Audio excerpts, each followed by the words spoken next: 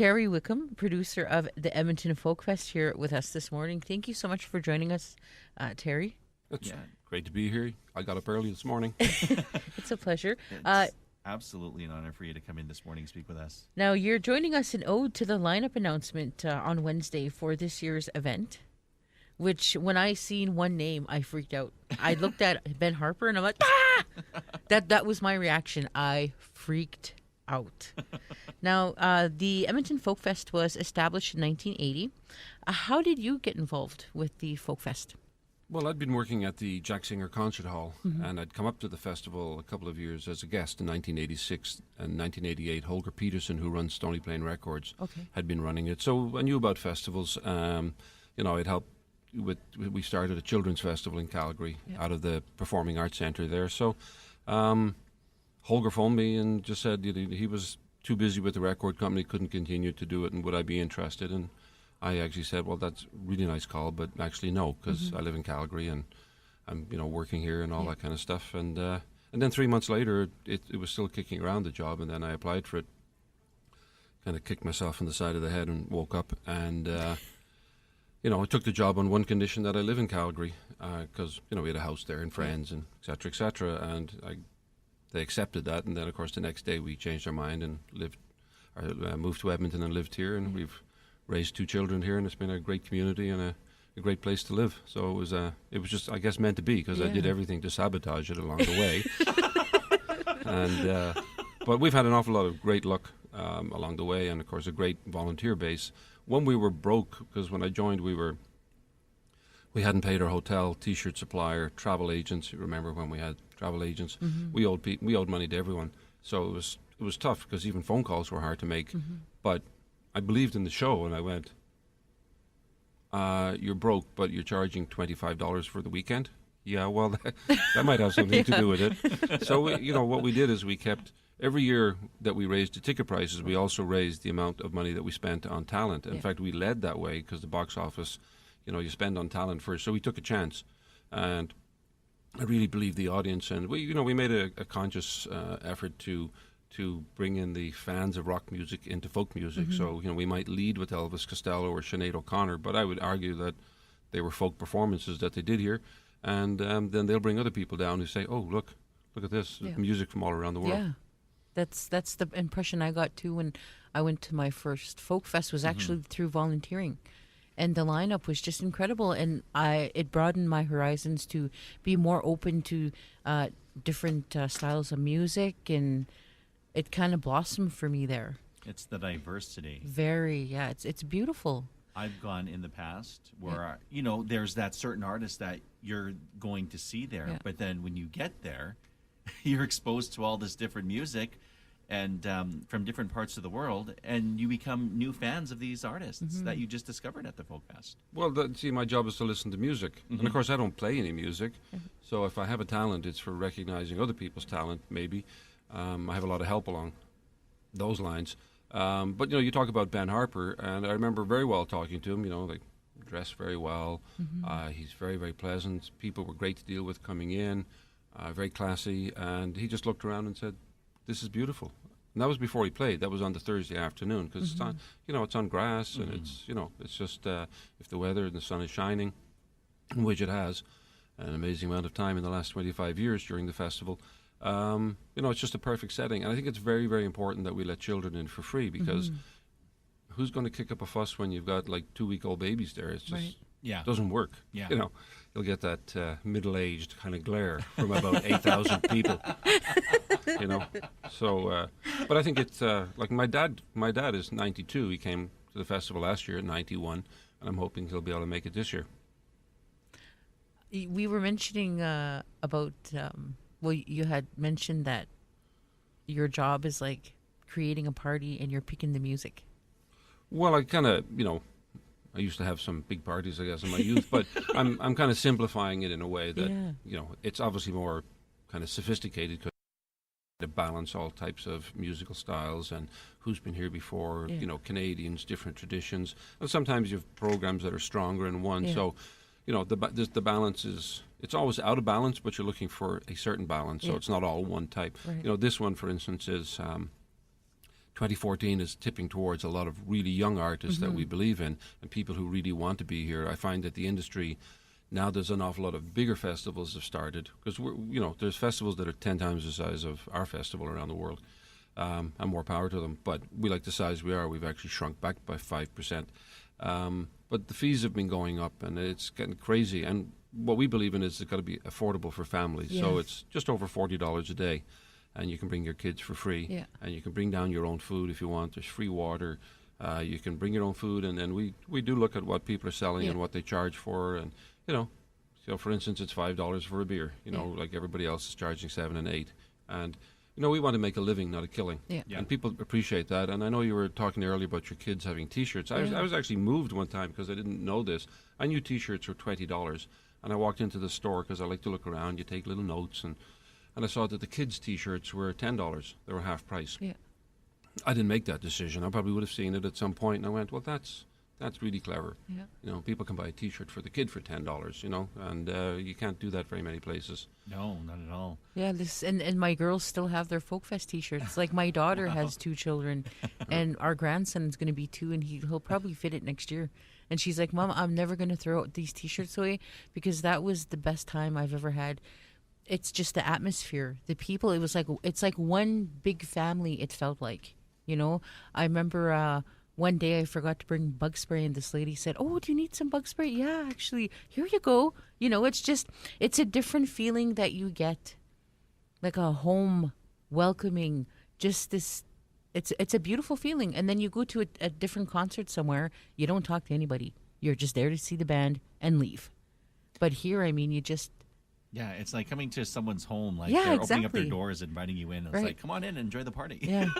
Well, we get some government funding, and I've always believed in openness and transparency. And it's like, well, invite everybody backstage, let them see what it is. Yeah. Politicians that are putting money into it, or sponsors, or all the volunteers, just see us from the inside, because it is Edmonton's festival. But I think it takes a country like Canada, and that mixed with that Western hospitality and all the different cultures from around the world to blend. I call it.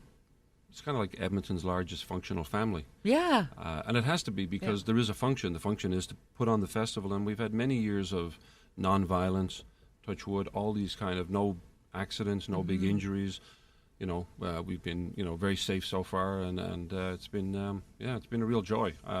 I have to say, I love working for the festival, and I think people who volunteer for it feel that way, and people who go feel that way, and they know they're not being fleeced. So yeah, it's a real it's a joy for me, to discover different music every year. So and to be educated. Even coming here this morning, I didn't know this station existed. Now I do. Well, I do, and I want it to be more part of my consciousness because it's good. This year you got a lot of first-timers coming to the Folk Fest this year. More than ever, I'd say. Yeah, just a brilliant lineup, and again, some veterans like Blue Rodeo. Yeah. And I was reading they're going to do their '93 album. Yeah, they're going to do 5 days in July. You see, people That's are amazing. People are a little bit. Well, actually, Winnipeg did it first, so I plagiarized the idea. I have no problem with that. People can copy us. We don't mind. We'll copy everybody else if we see a good idea. Because one of my credos is I never tell the musicians how to play, and I'm not going to tell them. I'm not going to tell them what to play.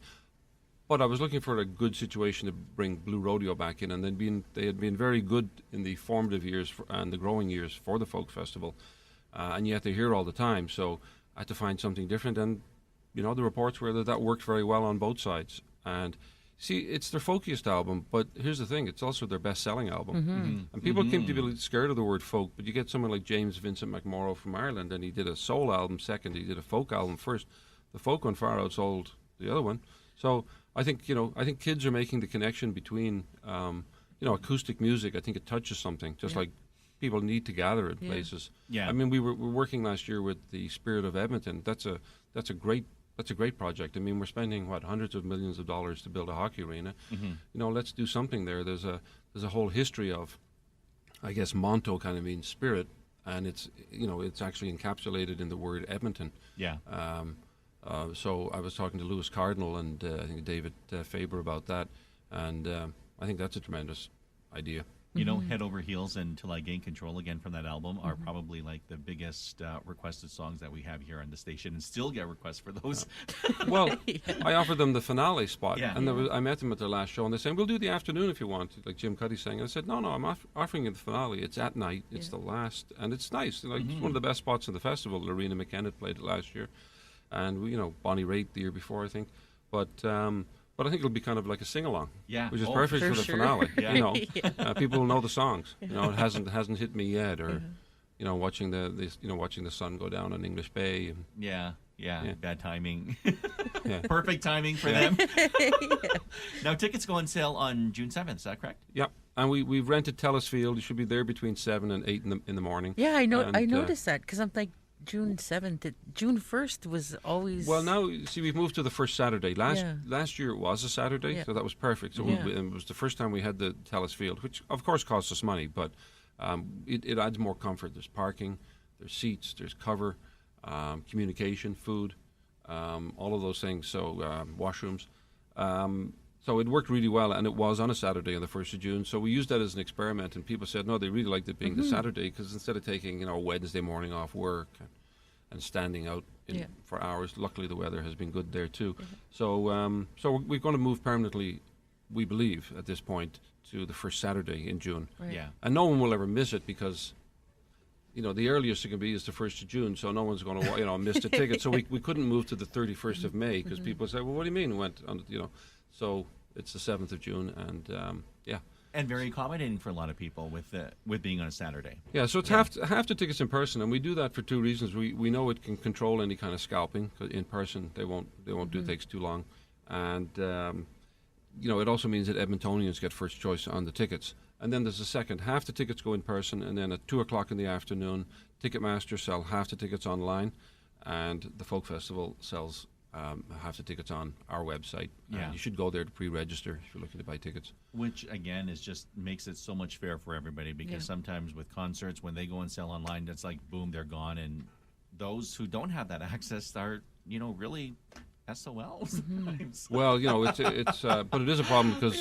in the last few years we've sold out in 10, 12 minutes, because once it's online, Wow. especially with Ticketmaster, they're gone in 6 or 7 minutes, and they're like, their numbers just hit. They have a very sophisticated system, but we have to build a system to sell, 3,000, 4,000, 5,000 tickets, and it's only up for one morning and then it's gone. Now that's we don't take that for granted, and it's pretty strange for a folk festival to be selling tickets, but that's as a result of bringing the quality up in terms of artists and keeping the ticket prices, low, and then letting a lot of, fully 45% of our audience gets in for free, which is, the volunteers are free, Cloverdale is free, children are under 12 are free, seniors were free up to last year.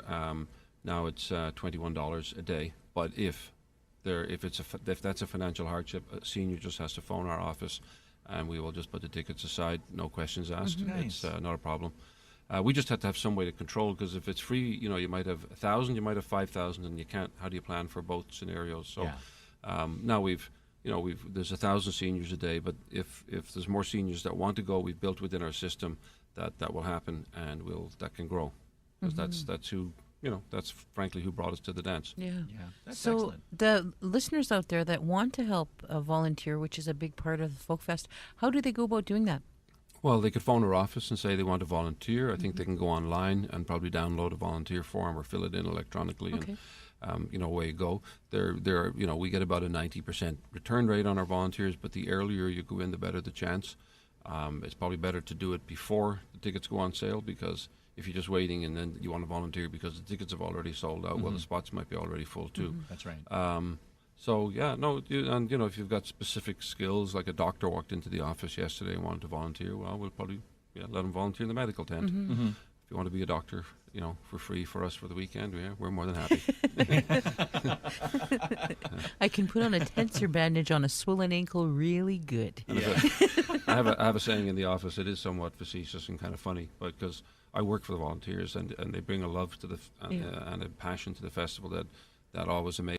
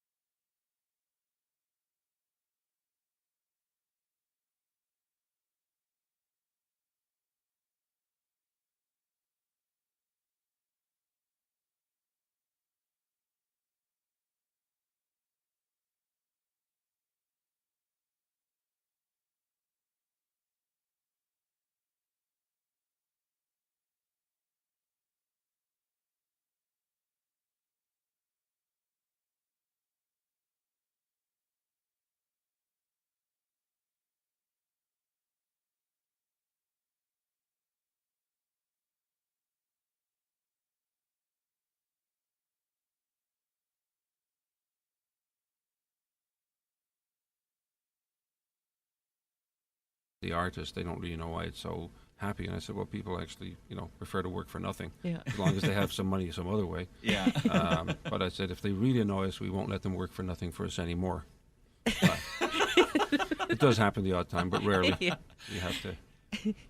There's 2,300 volunteers, so you Wow. get some stories. With that, with the volunteers now, you get people that they're volunteering during the festival, and you need volunteers like prior to the Folk Fest, and then after the event itself. So there's many ways that Yeah, they we can have help some out. year-round. We have some year-round volunteers. It's not age discriminatory, and if you have differing abilities, we're very open to different situations. And there are, mostly we need volunteers during the festival. It's like 16 to 20 hours.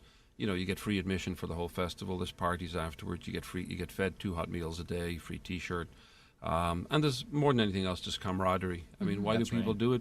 I think people essentially want to be part of something that's bigger and better than themselves, and that's pretty noble, and that's good. And we've got that. It's like a if you're out in the country and everybody gets together to take the crop off, or everybody gathers together to do somebody's barn, and then everybody's got different skills, and we'll move on to do another Right. barn next month, that kind of thing. And this is the city equivalent of it. So it's kind of fun. And I found the secret to management is not to manage anybody. You just hire the right people and let them do the job. And then let them do because their people thing.